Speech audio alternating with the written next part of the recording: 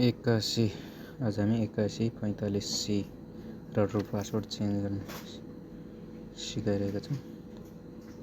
पहिला जाने क्रोममा गएर 192.168.100.1 हामी क्लिक गरेपछि गो अनि त्यसपछि यो यस्तो इन्टरफेस खुल्छ।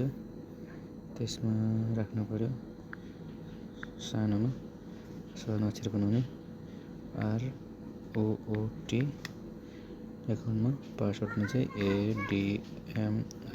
ADMIN गर्ने अनि लगइनमा क्लिक गर्ने।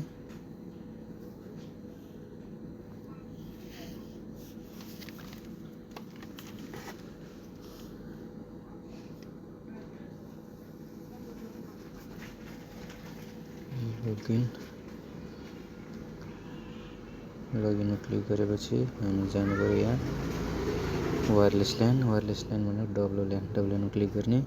यसले क्लोज डब्लुल्यानमा क्लिक गरेपछि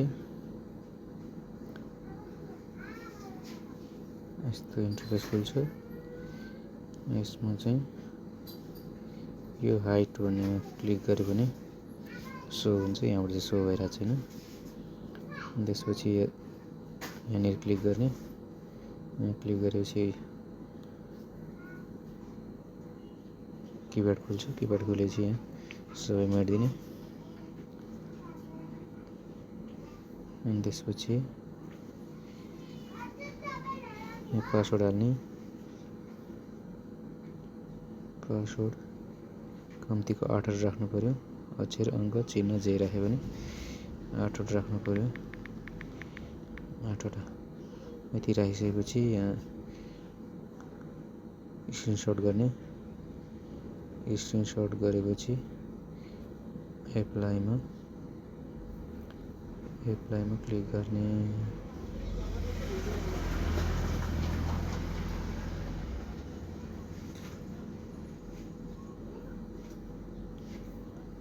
एप्लाईमा क्लिक गरेपछि पासवर्ड चेन्ज हुन्छ अनि सबैमा डिस्कनेक्ट हुन्छ अनि अर्को हाल्ने।